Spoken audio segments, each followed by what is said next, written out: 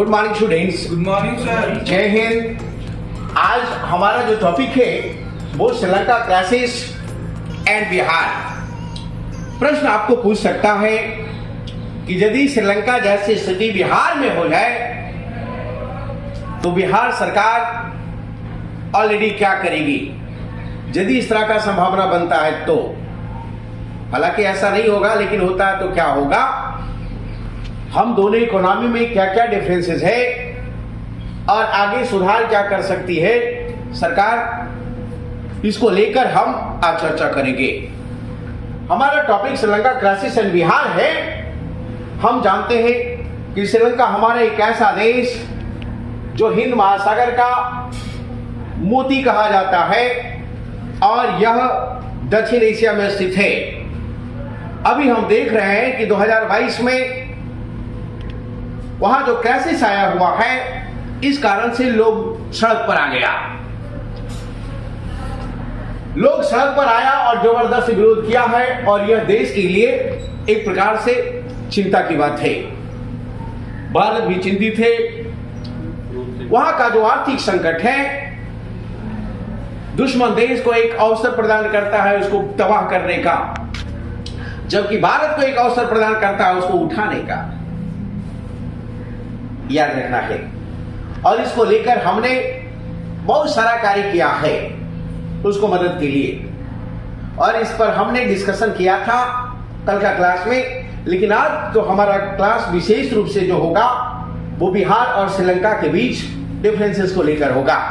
तो आज हम बिहार पर फोकस करेंगे। हम जानते हैं कि श्रीलंका का जो फरवरी का जो स्थिति है 2022 का, उसके पास विदेशी मुद्रा भंडार नहीं था। विदेशी मुद्रा भंडार नहीं होने का मतलब कि यदि वो विदेशों से सामान आयात करता है तो उसके लिए पेमेंट के उसके पास पैसे नहीं है। 2022 में मात्र उसके पास 1.8 अरब डॉलर विदेशी मुद्रा भंडार था, जबकि उसके देनदारी 4 अरब डॉलर थे। अगले 4 सालों में उसको 26 अरब डॉलर पे करना है। तो ये बहुत बड़ी बात है।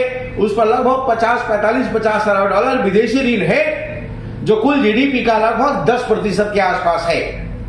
ध्यान में रखना है, कुल जीडीपी का लगभग 108% के आसपास है। याद रखना है, ध्यान में रखेंगे तो ये बहुत बड़ी बात है। तो उसके लिए संकट की बात है। उसका ऋण कुल जीडीपी का 108% है। याद रखेंगे। हम बिहार की बात करते हैं तो एरिया के दृष्टिकोण से श्रीलंका के ही समान बिहार है, याद रखना है। लेकिन पॉपुलेशन के दृष्टिकोण से श्रीलंका से 5 गुना आबादी है। किसका? तो बिहार का। याद रखेंगे।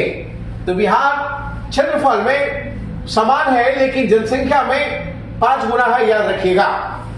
अब हम आर्थिक स्थिति को लेकर, राजकोषीय नीति को लेकर यदि हम तुलना करते हैं तो एक तरफ जहां श्रीलंका भाई भतीजावाद का शिकार है, लोक लुभावन नीति का शिकार है, राजनीतिक नारे का शिकार है, राजनीतिक लाभ का शिकार है, वही बिहार न्याय के साथ विकास पर बल दे रहा है, डेवलपमेंट विद जस्टिस पर बल दे रहा है। याद रखना है। तो ध्यान में रखेंगे। उसका जो स्थिति आज खराब हुआ है इसके लिए वो जिम्मेदार है। बिहार की स्थिति कभी ऐसे आने वाली नहीं है। दूसरी बात, संसाधन को लेकर हम बात करते हैं तो बिहार के पास हमारे जबरदस्त भूमि संसाधन है, जल संसाधन है, बड़े मात्रा में हमारे पास श्रम शक्ति है। इसके आधार पर हमारा बाहर का जो अर्थव्यवस्था है वो काफी बैलेंस है। ध्यान में रखना है। जबकि श्रीलंका जो इकोनॉमी है पूरी तरह सर्विस सेक्टर पर आधारित है और टूरिस्ट पर आधारित है। याद रखना है। बिहार का जो इकोनॉमी है, हम देख रहे हैं एग्रीकल्चर डेवलपमेंट पर विशेष बल दिया जा रहा है। हम आधारभूत संरचना का भी निर्माण कर रहे हैं, इंडस्ट्री ग्रोथ पर भी बल दे रहे हैं, और इसके लिए हमने बहुत सारे निवेशकों को आमंत्रित किया है और विभिन्न प्रकार के सेक्टर में हमारा जबरदस्त निवेश हो रहा है।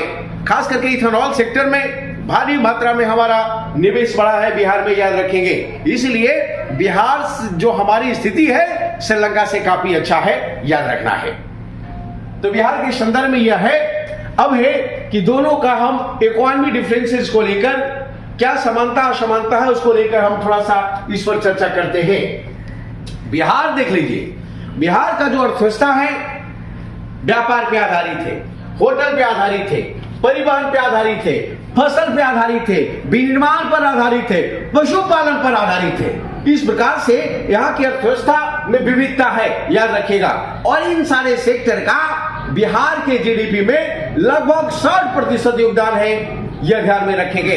वहीं दूसरी तरफ हम देख रहे हैं कि जो हमारा श्रीलंका है उसके इकोनॉमी में सेवा सेक्टर की सर्वाधिक भागीदारी है। इस कारण से कोविड के काल में यदि वो सर्विस सेक्टर प्रभावित हुआ तो उसका इकोनॉमी ठप हो गया, रिमिटेंस बंद हो गया, पर्यटक लोग आने बंद हो गए। इस कारण से विदेशी मुद्रा भंडार का शॉर्टेज हो गया है, याद रखना है, बड़ा इंपॉर्टेंट, ध्यान में रखना है। दूसरी बात कि बिहार का जो जीडीपी ग्रोथ रेट है वो हमारा सालाना 8% है। हम कोविड के काल में हमने 2.5 से 3% किया है, लेकिन श्रीलंका का क्या स्थिति है? 12 से लेकर 20 के, 12 से लेकर 22 के काल में, 21 के काल में हम देख रहे हैं कि वहां औसत जीडीपी ग्रोथ रेट मात्र 3.5% के आसपास है। तो कहीं से दोनों में किसी प्रकार का कोई तुलना नहीं है, याद रखेंगे। इसलिए हमें ऑलरेडी चिंता की बात नहीं है। दूसरी बात कि बिहार का जो है वित्तीय स्थिति काफी मजबूत है। हम देख रहे हैं हमारा राजकोषीय घाटा जीडीपी का मात्र 3.4% है, याद रखिएगा। वहीं हमारा राजकोषीय प्रबंधन नीति के अंतर्गत ये है, याद रखेंगे। एफआरबीएम जो पॉलिसी हमारा 2003 है उसको ध्यान में रखते हुए हमारा राजकोषीय घाटा है। वहीं श्रीलंका का जो राजकोषीय घाटा है जीडीपी का 3% है, और ये चिंता की बात है, ध्यान में रखना है। राजकोषीय घाटा बढ़ रहा है, इसका मतलब कि सरकार के पास व्यय काफी अधिक है और आय कम है, याद रखना है।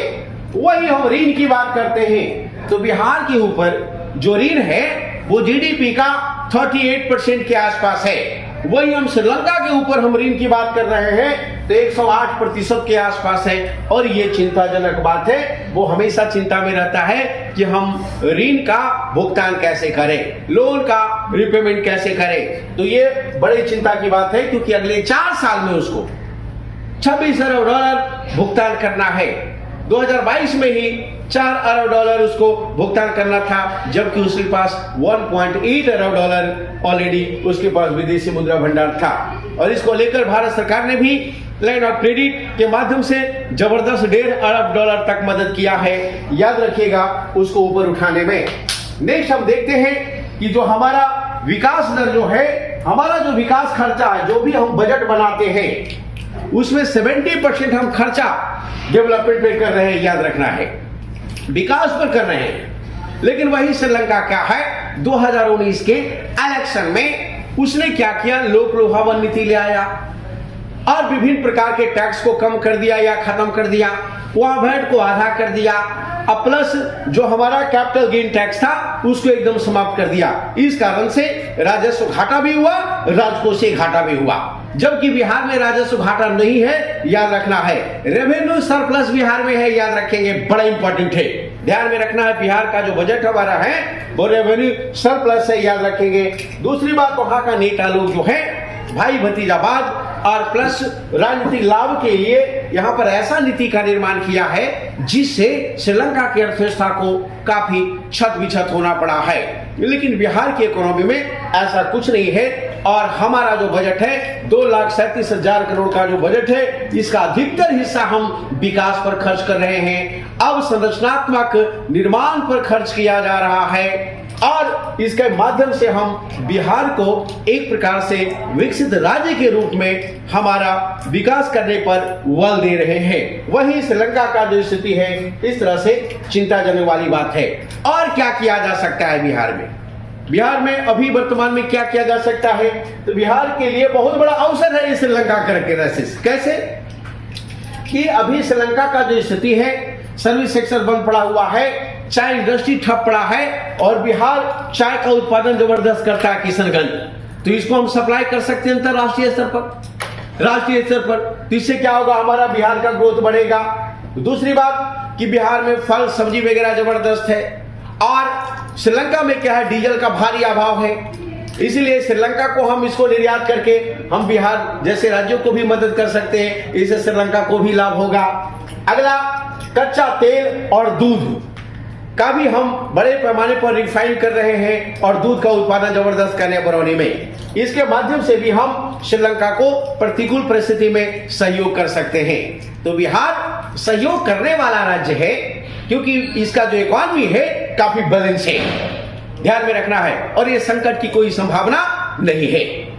क्यों? क्योंकि हमारे पास एक श्रम बल है, विनिर्माण क्षेत्र हमारा मजबूत हो रहा है, एग्रीकल्चर काफी वेल सेटअप है।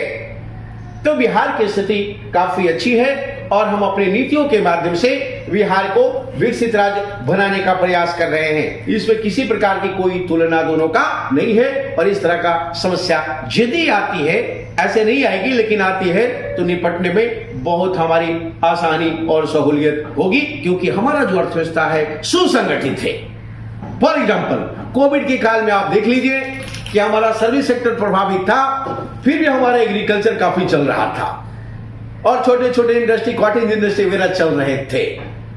उस समय प्रतिकूल परिस्थिति में भी बिहार हमारा ग्रोथ रेट हमारा 2.5% किया, तो ये बहुत बड़ी बात है। इसका मतलब है कि हमारा बेसिक इंफ्रास्ट्रक्चर है वो काफी मजबूत है और हमारा जड़ मजबूत है इकोनॉमी का। इसको और आगे बढ़ाने की आवश्यकता है और इससे लोगों को लाभ देने की आवश्यकता है। That's all. जय Hind. Let it be now. गर्दा। दोस्तों आज के वीडियो में इतना ही। वीडियो पसंद आई हो तो वीडियो को लाइक कीजिए, चैनल पर नए हैं तो चैनल को सब्सक्राइब कीजिए। मिलते हैं अगली वीडियो में, तब तक के लिए एंजॉय योर लाइफ।